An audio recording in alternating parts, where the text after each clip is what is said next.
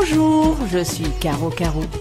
Bienvenue sur le podcast Au fil du yoga, podcast consacré au yoga, sa philosophie et son histoire. Bonjour et bienvenue sur ce nouvel épisode du podcast Au fil du yoga.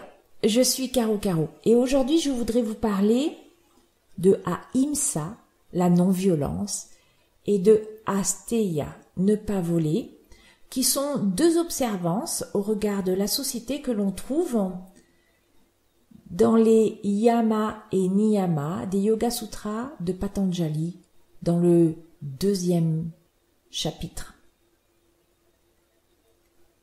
Et je rebaptiserai volontiers ce podcast par un autre terme. La relation de cœur à cœur. Et dans la relation de cœur à cœur, moi j'entends le mot paix, paisible, silence, espace, respect.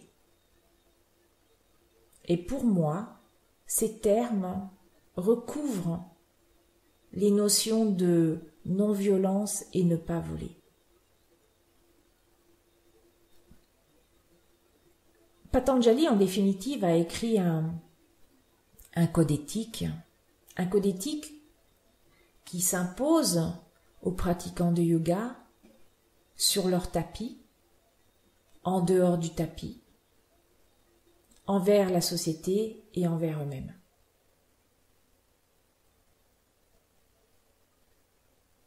Mais c'est plus que cela.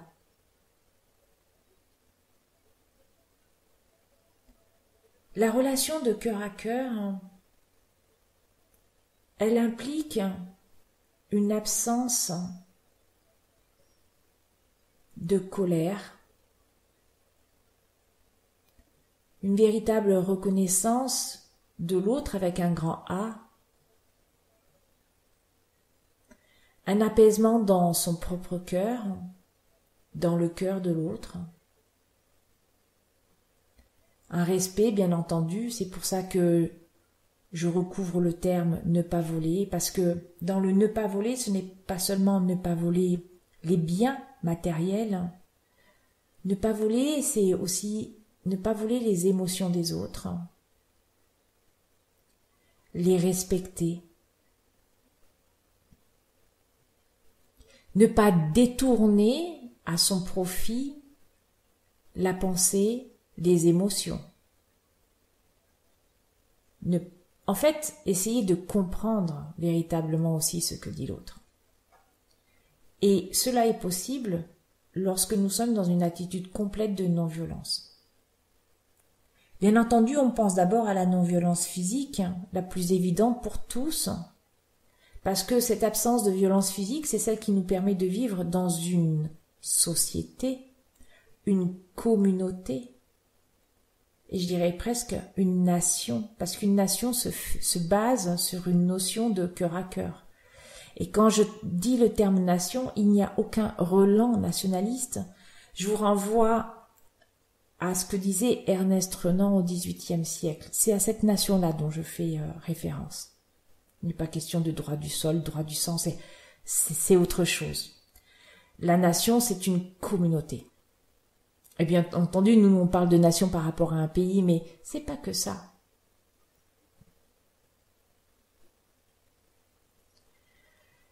La violence physique, elle n'est pas que celle de la violence des guerres, du passé et d'aujourd'hui, de ce que maintenant on appelle les épurations ethniques, les guerres de religion. C'est aussi les violences domestiques, les violences faites aux femmes, même s'il y a des hommes aussi qui souffrent de cette violence, mais en nombre, les violences faites aux femmes sont beaucoup trop importantes. Elles ne devraient même pas exister. Les maltraitances, les violences faites aux enfants aussi. On parle beaucoup de la violence faite aussi aux animaux. Vous avez peut-être vu ou en tout cas entendu les scandales révélés par l'association L214 sur la violence faite aux animaux dans les abattoirs. Et je parle de la non-violence vis-à-vis des animaux parce que dans le monde du yoga, la non-violence s'accompagne d'un mouvement vers le vegan ou en tout cas le végétarisme, c'est-à-dire l'absence de viande, de produits animaux dans la nourriture humaine.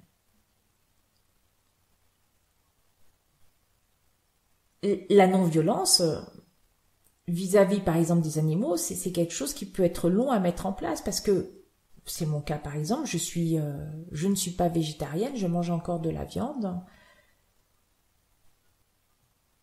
Ce mouvement de cesser de manger de la viande, il peut être très long, même si je suis consciente que oui, des animaux souffrent.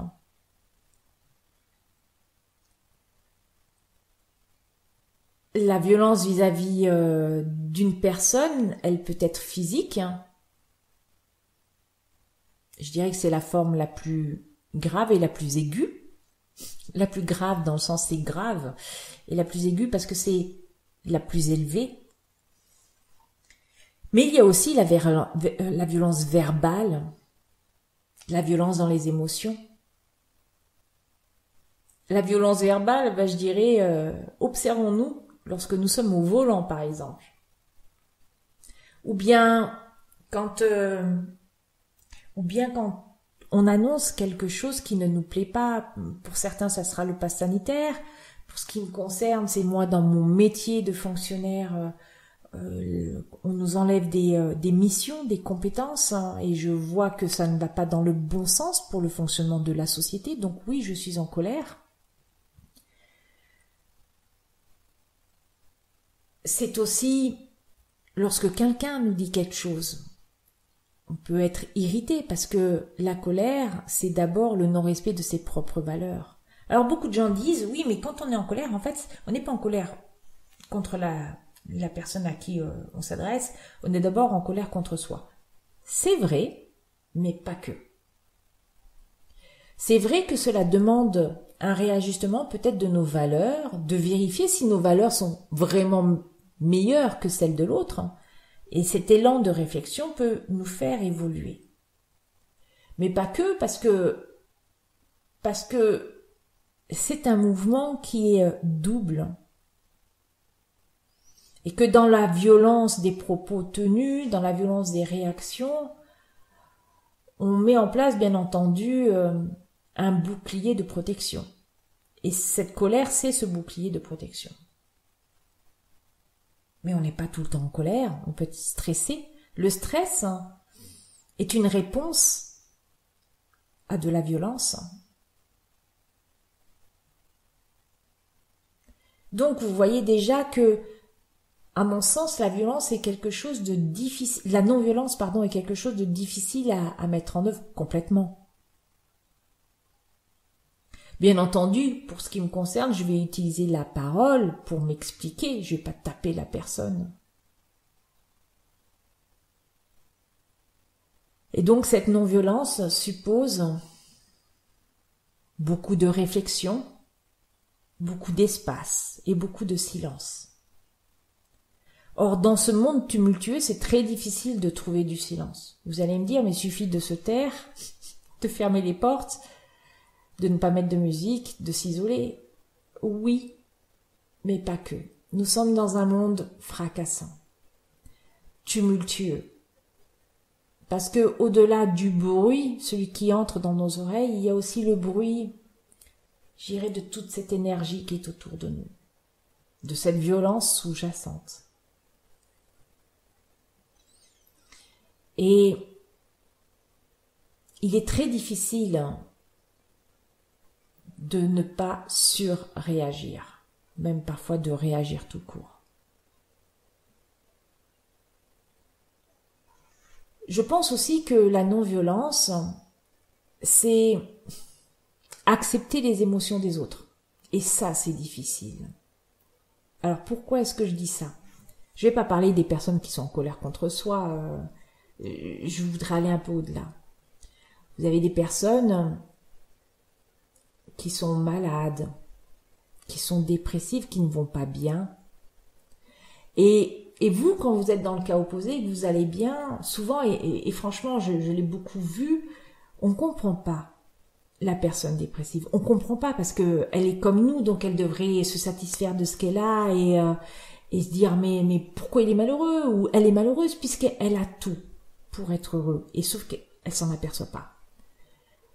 En fait, je me suis rendu compte au fur et à mesure que ce type de pensée, eh bien, c'était de la violence exprimée vis-à-vis de la personne parce que l'autre personne n'est pas dans cette situation-là. L'autre personne, elle a ses émotions et elle a beaucoup de mal à s'en sortir, même si elle se rend compte que ça va pas. Et en fait, elle ne demande pas un jugement de l'autre. Le jugement peut être violent. Le jugement que l'on porte sur une personne peut être violent. Très souvent, au bureau, vous vous dites « Oh, mais celui-là, il en fout pas une. Moi, je travaille plus que lui. » Je l'entends très souvent. C'est vrai. C'est vrai. Factuellement, c'est vrai.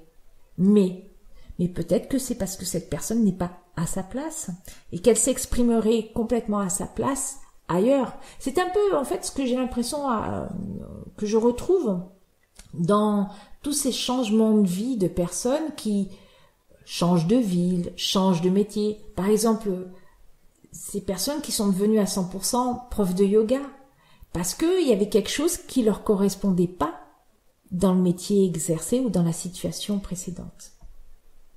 Et il ne faut pas juger. Le plus difficile peut-être pour nous humains, c'est de ne pas juger. Parce que dans le jugement, il n'y a pas que du positif. C'est difficile. C'est très difficile. Et pour cela, la relation de cœur à cœur, on y revient, est importante. À partir du moment où on ouvre son cœur et où on l'écoute, où en fait on fait silence sur ses propres jugements et ses émotions, on arrive dans une espèce de compassion. Alors oui, on entend ce que dit l'autre. Peut-être qu'on le comprend verbalement et qu'on ne le comprend pas intérieurement, mais peu importe. On respecte ce qu'est la personne, ce qu'elle dit, ce qu'elle ressent. Encore une fois, c'est très difficile de ne pas faire réapparaître ses propres affects, ses idées, la façon dont on a été formé, son éducation, bien sûr. C'est pour ça que la non-violence est quelque chose de très difficile à mettre en œuvre. Pour ce qui me concerne, j'ai connu un événement que je vais qualifier de très violent cette semaine, suite à un post que j'ai rédigé sur Facebook, où j'ai été perçue violemment par les personnes qui n'étaient pas contentes. Si je résume très brièvement, j'étais irritée de lire ou d'entendre des personnes s'exprimant en français à d'autres personnes françaises qui, au milieu d'une phrase en français, disent par exemple le mot « teacher training ». « Ah, je recherche un teacher training ». Ça a le don de m'irriter parce qu'il existe une traduction française qui s'appelle « formation de professeur de yoga ». Et à partir de là, il y a eu une espèce d'explosion des émotions. Et même si je savais que j'allais forcément recevoir des commentaires violents, je n'imaginais pas à quel point cela allait prendre certaines proportions, à mon avis d'ailleurs complètement disproportionnées, avec une extension, une réinterprétation de ce qui avait été écrit. Alors j'ai bien relu plusieurs fois ce que j'écris en français, je veux dire en langage correct, compréhensible, avec des négations, des verbes, des sujets, des compléments, et j'étais un peu étonnée. Et puis, je me suis souvenue de ce que peut faire une rumeur. Nous sommes dans une société violente où la rumeur a énormément d'importance. Je me souviens d'un livre de Jean Telet, dont j'ai oublié le titre, qui était axé uniquement sur la rumeur. C'est l'histoire d'un homme qui va à une foire et quelqu'un a compris de travers quelque chose, et c'est tout ça pour dire que ce jeune homme a dû fuir pour ne pas être pour ne pas être tué. Et en fait, ça avait rien à voir avec ce qu'il avait dit, mais strictement rien. La rumeur avait tout modifié. Il y a une véritable cabale contre ce jeune homme. Et pour finir, je dirais, le groupe a fait preuve d'une extrême violence puisqu'il est allé jusqu'à manger cet homme. Vous voyez à quel point la rumeur peut déclencher des comportements extrêmement violents. Et c'est ce que, en fait, Jean Telet visait dans son livre. Et en fait, on a cette même rumeur dans le monde actuel où on balance quelque chose sans qu'il y ait une vérification de ce qui est dit. Et les passions prennent le relais. Vous avez les tenants et les opposants à telle réflexion. Ce qui a été par exemple aussi le cas sur le Covid, le passeport sanitaire, pour parler de sujets très actuels. La relation de cœur à cœur, elle s'exprime aussi en yoga dans la relation qu'il y a entre le professeur et l'élève. L'élève vient, quand il vient faire du yoga, chercher quelque chose. On ne sait pas forcément ce que c'est.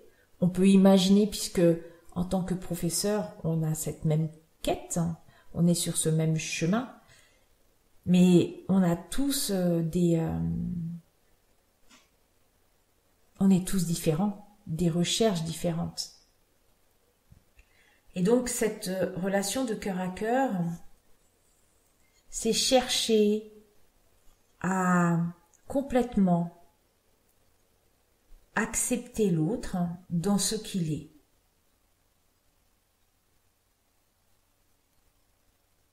Dans cette acceptation, c'est par exemple peut-être proposer à l'élève d'accepter son propre corps, qui n'a pas encore la possibilité de se plier en 2 ou en 4, en tout cas de suivre précisément les préceptes de la posture qui est proposée.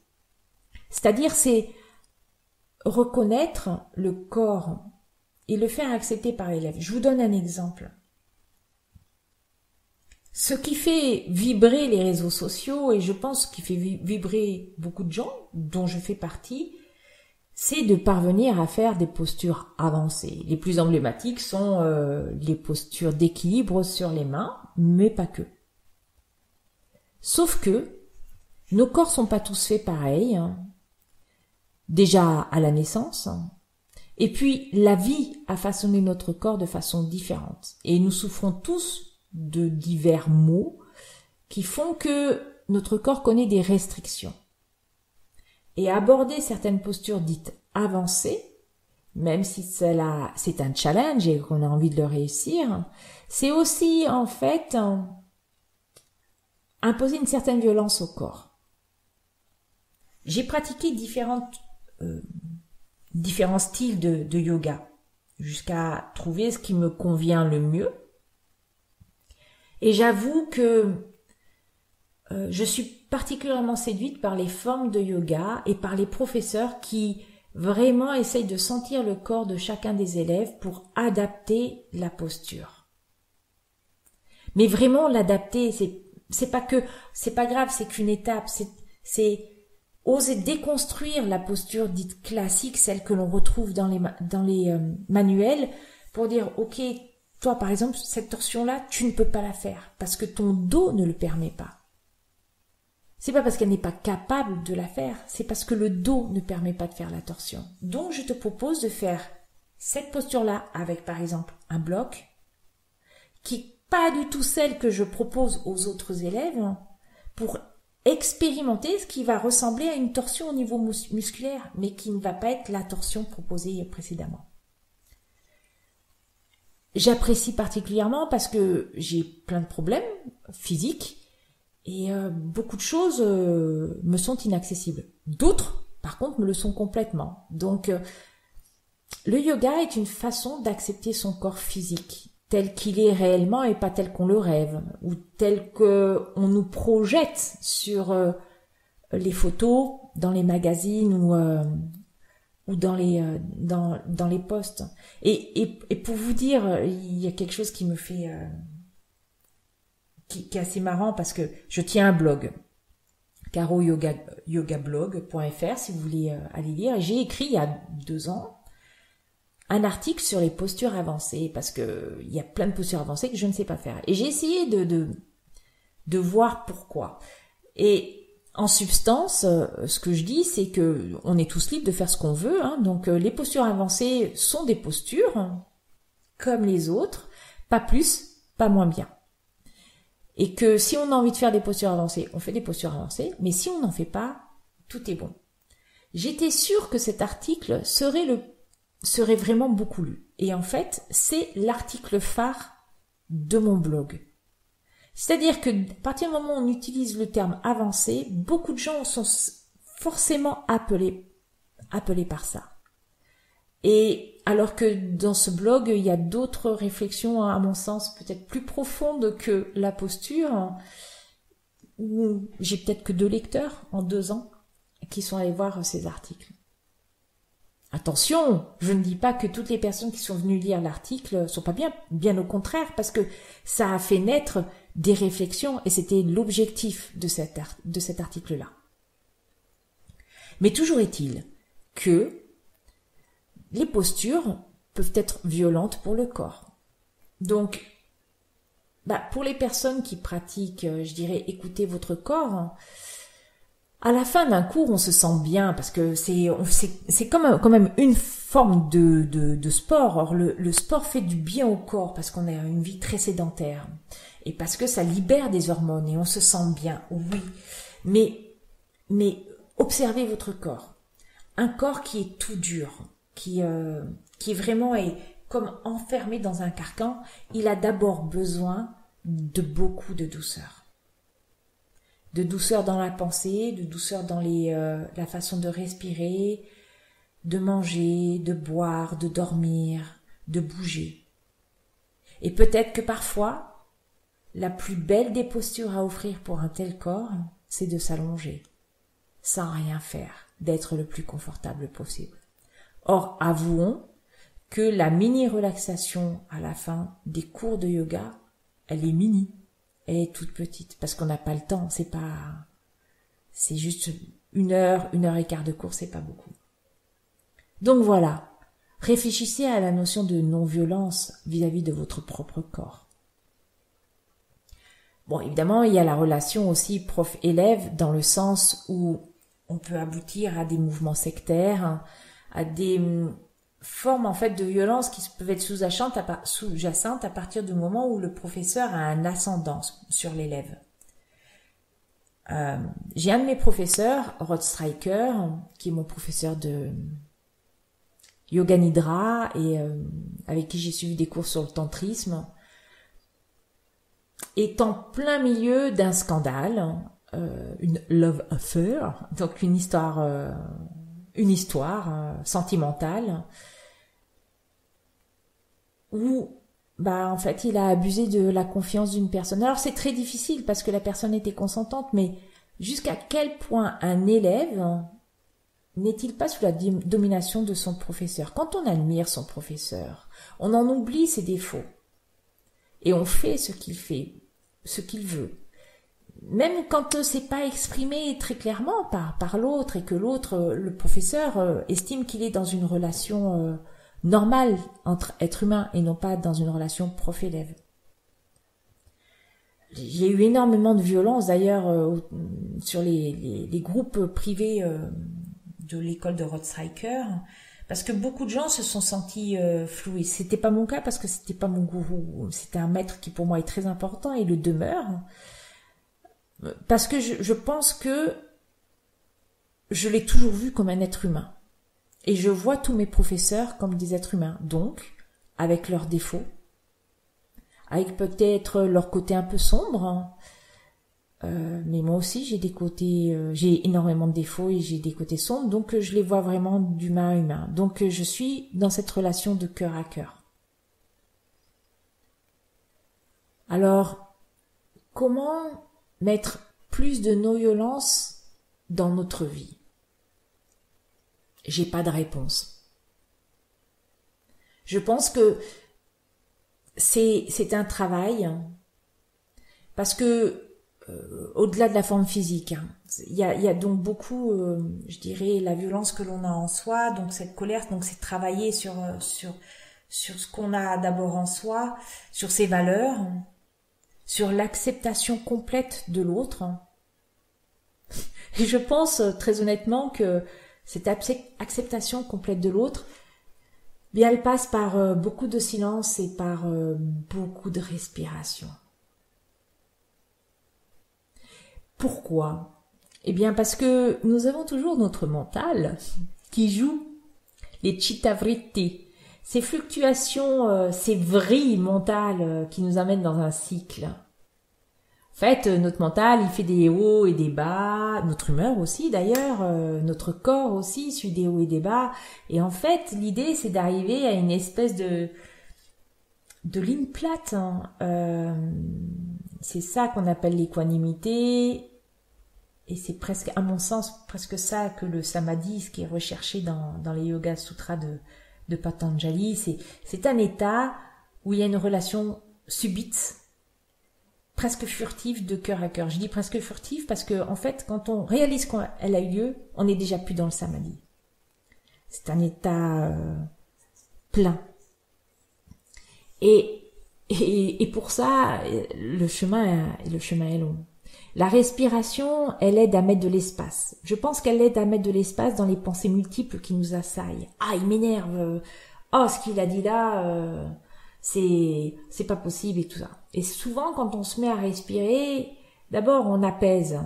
On s'apaise soi.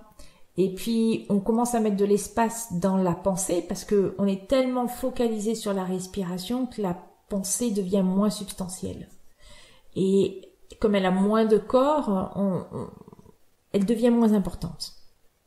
C'est peut-être un premier pas. Pour ce qui me concerne, je sais aussi que ce que j'aime particulièrement, au lieu de faire, en plus de faire des asanas, mais que donc des postures que je ne fais pas tout le temps, le yoga nidra. Donc cette pratique qui consiste à s'allonger le plus confortablement possible sur le sol et de passer par différents états, le sommeil profond, donc l'état de veille qui est l'état, je dirais, le nôtre quand vous m'écoutez, l'état de veille, l'état de sommeil profond où on dort et l'état de rêve où donc on n'est pas dans le sommeil profond mais on est dans un état un tout petit peu différent au niveau de l'énergie, des ondes cérébrales, donc le cerveau. Et on aboutit, quand on y a une espèce de synthèse de ces trois états-là, à un quatrième état qui est ce qu'on appelle l'état de pleine conscience, la conscience pure, où on est au-delà de tout ça. Et cet état de conscience pure, ça peut être aussi le samadhi, dans le sens où je dirais presque que plus rien n'a d'importance. Et qu'il y a une relation de cœur à cœur. Cette relation de cœur à cœur, c'est ma relation avec quelque chose au-delà, qui est peut-être encore moi. C'est très difficile à expliquer, donc je vais pas trop m'étendre là-dessus. Mais je vous invite à écouter le podcast qu'on avait réalisé avec Amar Jap sur le samadhi, le bonheur, l'enstase et l'extase. Une dernière chose, c'est la méditation, bien entendu. La méditation accompagnée peut-être de mantras, avec une thématique peut-être aussi particulière, enfin en tout cas pour ce qui me concerne, la compassion. Je vous renvoie aussi au podcast sur la compassion, parce que la compassion, au sens bouddhiste du terme, c'est souffrir avec, hein, c'est-à-dire c'est non pas seulement être en sympathie avec la personne, oh mon pauvre, tu as pas de chance, c'est pas être en empathie, oui, je ressens ce que tu ressens, mais ça s'arrête là. La compassion, c'est essayer de faire tout son possible pour aider les personnes à ne plus souffrir. Ça, c'est la compassion. Et donc, dans cette compassion, il n'y a plus cette violence, puisqu'on est exactement dans le schéma opposé. C'est-à-dire, c'est chercher à vider de toute violence ce qui se passe dans la vie d'une personne, afin qu'elle ne souffre plus. La compassion, c'est très difficile, hein, parce que très souvent, avant d'éprouver de la compassion vis-à-vis des autres, il faut d'abord éprouver de la compassion vis-à-vis de soi. Et pour terminer, je vous invite à voir comment on se comporte, non pas vis-à-vis des autres, mais vis-à-vis de soi.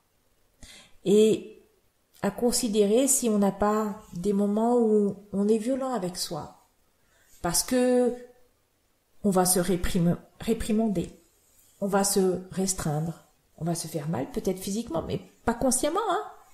Attention, on n'est pas dans une relation, on n'est pas dans du masochisme, pas du tout, c'est pas du tout ça. On peut se faire mal sans le vouloir. Ou peut-être qu'on le veut profondément, j'en sais rien, mais on peut aller un peu au-delà parce qu'on est poussé, on est dans la performance. Donc voilà, il y a plein d'interrogations autour de la non-violence. Donc je vous invite à respirer profondément et à expirer la bouche ouverte. Et juste sentir dans cet état-là, dans cet instant d'expire, comment est votre corps. Et entrer en fusion dans cette relation de corps à corps, quelle qu'en soit la forme, la relation de cœur à cœur aussi, quelle qu'en soit la forme. Je vous remercie de votre écoute. Je serai très heureuse de recevoir des commentaires concernant la non-violence. Comment vous voyez cette relation de cœur à cœur, ce que cela évoque pour vous. C'est cette recherche de partage réciproque que je recherche afin de comprendre, moi aussi, de continuer à évoluer, d'enrichir mes réflexions. Un immense merci pour votre écoute et beaucoup de